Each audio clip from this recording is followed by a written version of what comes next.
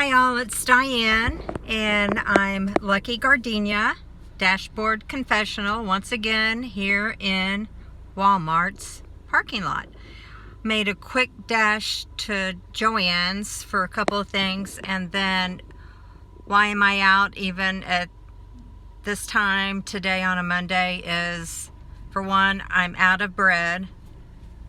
Two, most importantly, well, three things that I can think of: bread, Diet Coke, which I think everybody who knows me knows Diet Coke will get me to put on some jeans and a t-shirt and get out of the house to go pick up some Diet Coke. So that was two reasons, and then I was out of low-fat ice cream. So we have a trifecta there, so thus I am here sitting in the parking lot. Have not uploaded a video in the last couple of days. Probably, it's been over a week, I know it has. But let me start it off like I normally do. Anyway, welcome from Texas, Dashboard Confessional. Elvis is in the building. And again, thrown together, wackadoodle hair, makeup thrown on, and very little jewelry, and no cute outfit to talk about other than capri jeans, Converse, khaki Converse tennis shoes, and a t-shirt with some turquoise on. So not much to brag about on that.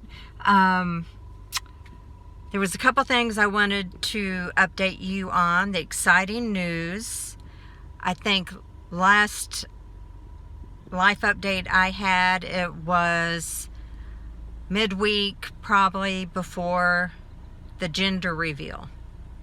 And this is my oldest daughter, Robin, who got married this past summer.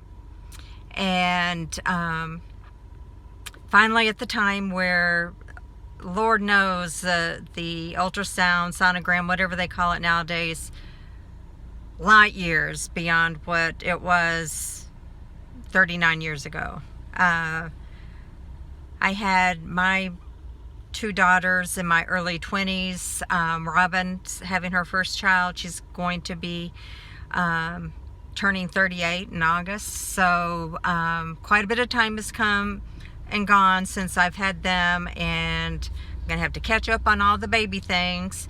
But I didn't know what the protocol was for a gender reveal party. I have never been to one. I've seen them online. So I got a small gift and a card. I just wasn't sure what the what Emily Post would say we should do. Most of you probably are too young even to know who Emily Post is, or Dear Abby, or whatever. But those who have women of a certain age will know what I'm talking about. Anyway, part of the fun was, dress in the color that you thought that the baby was. Not what you wanted the baby to be. Ultimately, bottom line, healthy mom, healthy baby is primary. Boy, girl, don't care. That's what we're going for here.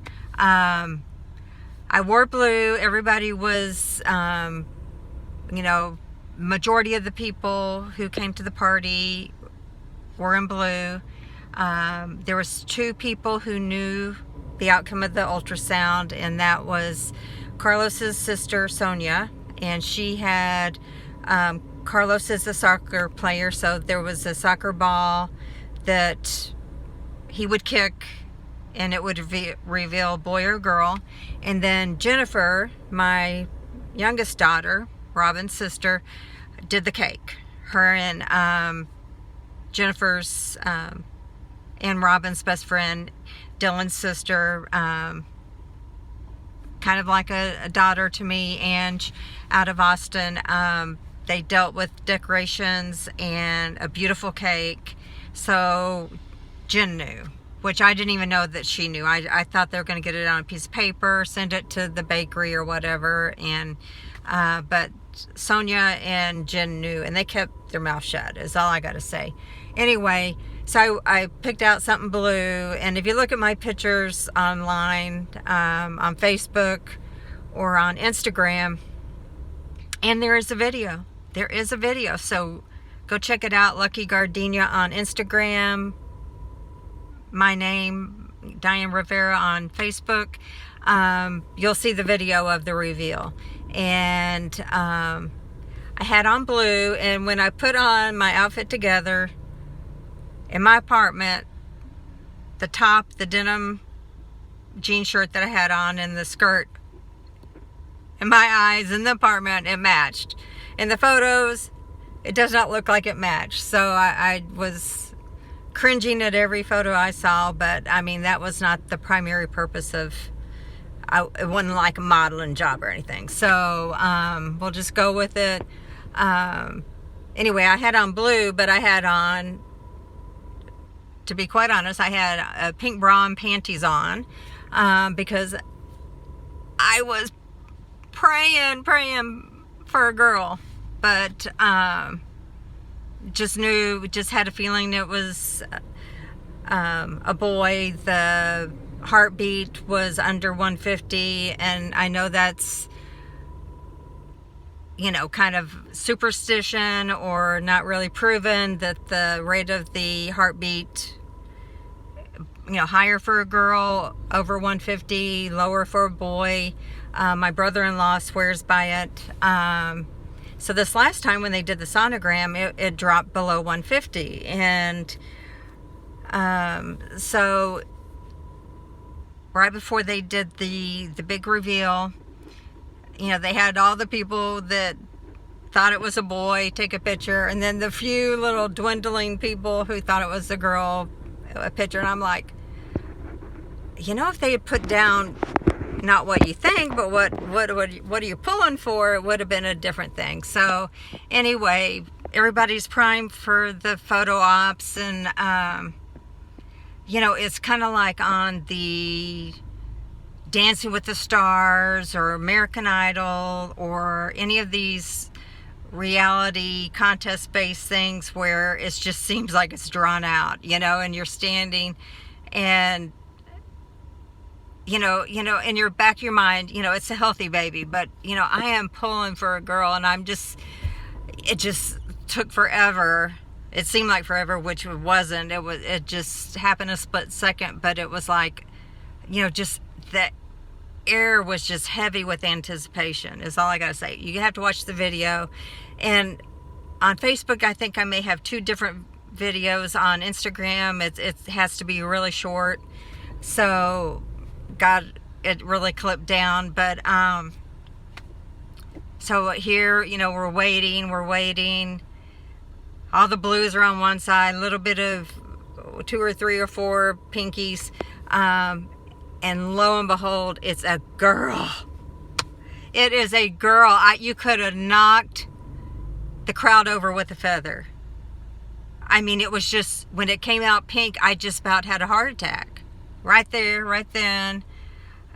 In the video, I'm running around like a crazy person. I am like leaping up and down.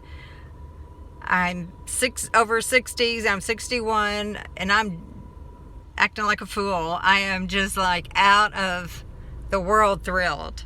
And Robin and Carlos had been calling the baby a boy, and had a boy name picked out, and decorations, decor for the baby room, in their mind it was going to be a boy.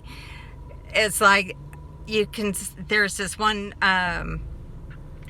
Carlos's brother-in-law, and Robin's brother-in-law, Sonia's husband, got a picture, and I don't know if he got it off the video where he just grabbed the picture, but it shows Robin's face when it comes out pink, and I can't do it with both hands, but she's just like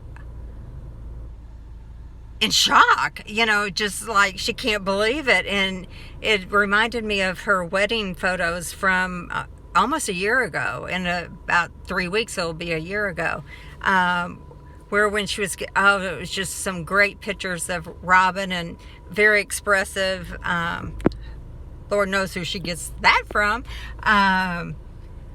But it just was priceless. And she was more stunned, I think, than any of us. And anyway, so that's the big reveal. Have no idea what the name's going to be. I think she's kind of honed in on some of the color theme. It's going to be basically what she had for her bridal party. It was ivories and natural cream and dusty rose, pink, mauve, that kind of low-key kind of pink, not like Barbie pink. So I've been looking for some quilting patterns, something, robins that I can remember. It was what she loved. She loved her baby blanket. I did not quilt back then. It was bright. It had the primary crayons on it, and she wore that thing to pieces anyway. So that's the biggest thing that's happened in my life, in our life. So the countdown's on, and the baby's due in October. So anyway, I haven't made a full, a baby quilt's not huge, but I haven't made anything but little art quilts in a long time. But I don't know if I'll meet her requirements as far as color choices. If it's not within her color palette, it will be just not something that would be out all the time. It'd be something used occasionally. So, I'm just waiting for the mood to hit me.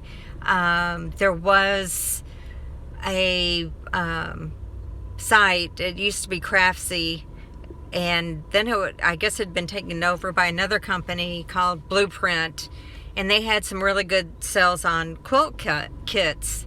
And I went back, after knowing what the baby was, the gender, I went back to look at, were there any good deals because of Memorial Day and all. And lo and behold,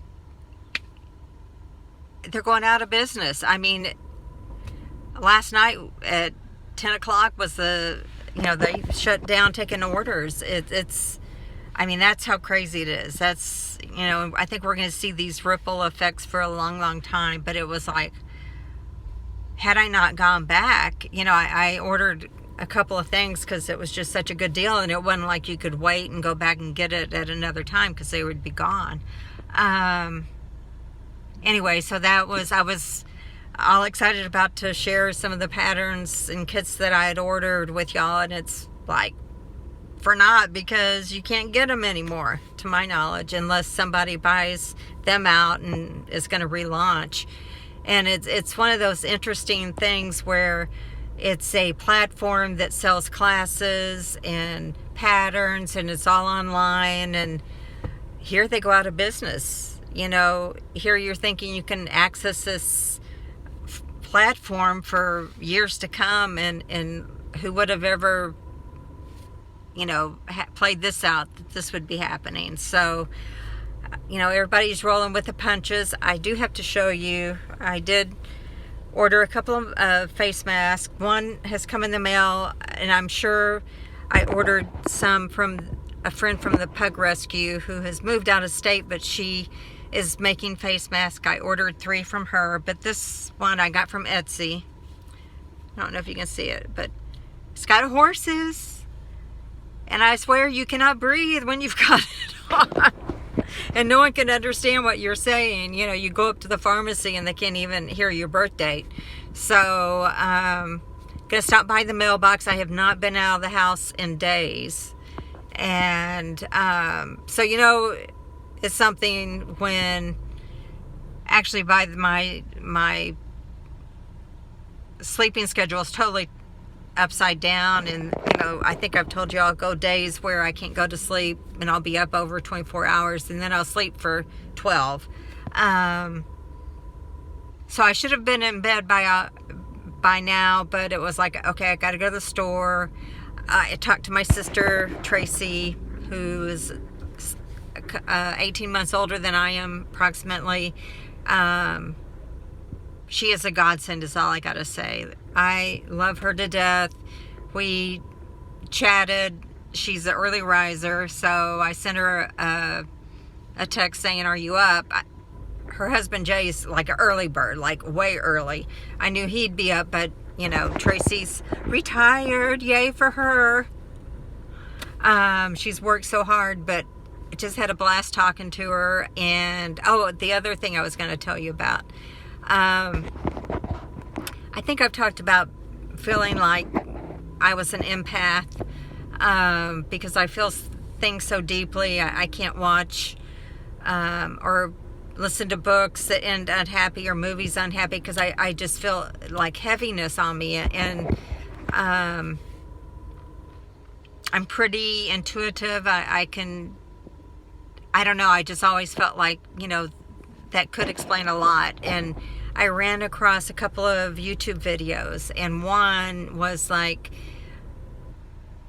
16 characteristics, some temporary, some, you know, ongoing, of an empath. And it was like a 45-minute long video, and I listened to every part of it, and my gosh, there was only one of the 16 that I was questionable about, whether it was to that depth. But I mean, it had me in tears because it really nailed it on the head, is all I gotta say. Is it explains me and explains why I feel the way I do and how I got there.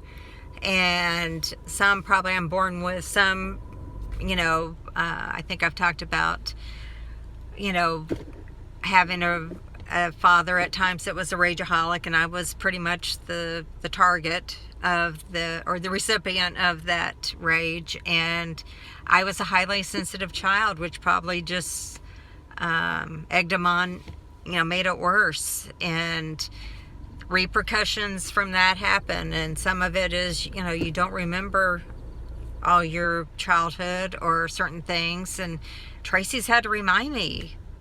And we were talking about today, and because she had to witness what was going on with me, it had repercussions on her. And frankly, she had to deal with some of it too. You know, it wasn't like I was a lone ranger. She got some of it, but I was probably the primary.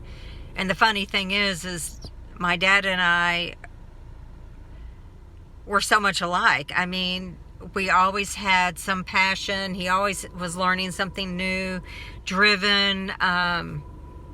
You know, he worked hard. He did really well at work, but his real love was outside of work, and it was, you know, flying or boating or ham radios or whatever. You know, he was always into something, and I was the same way. And I don't know if it was just me being too much like him. You know, I wasn't a rageaholic. Obviously, I was a pretty timid child, and, you know, I'm a crier. I'm a crybaby. But anyway, seeing that YouTube video was just eye-opening, and it affected me, just realizing how much everything had, you know, I wasn't this way for no reason. There was things that had happened and things that I did to protect myself because of being a highly sensitive person. And you know, people misread you because you kind of have to remove yourself because you do take on so much. And it wasn't this main video, but the first one I looked at, it wasn't quite as long, but it said that for empaths, it's really important for you to journal, because that's how you can really keep in tune with who you are and not what you pick up from other people. And so I need to get back to journaling. Definitely. I think I've been really emotional lately, and I'm sure it's the impact of what's gone on with the pandemic. It was kind of that way with 9/11, and plus losing my job and just all the different losses over the and trials and tribulations over the last couple of years. So anyway, I best get into Walmart to get my shopping done, get home, and probably jump into bed. Or I may try and hold out, and I think I'm going to make some taco soup it freezes well, and it's time. It's time for some taco soup, and hope all of y'all are well and your families are well, and continue to see things on my social media where somebody in their family has lost somebody due to the pandemic. And I know that there's people who don't think it's really happening. Guys, it's happening. Just be glad that it hasn't touched you or your family, because it can become real really quick. So everybody take care. Send in love and hugs to everybody from Texas, and come at you later. Peace out.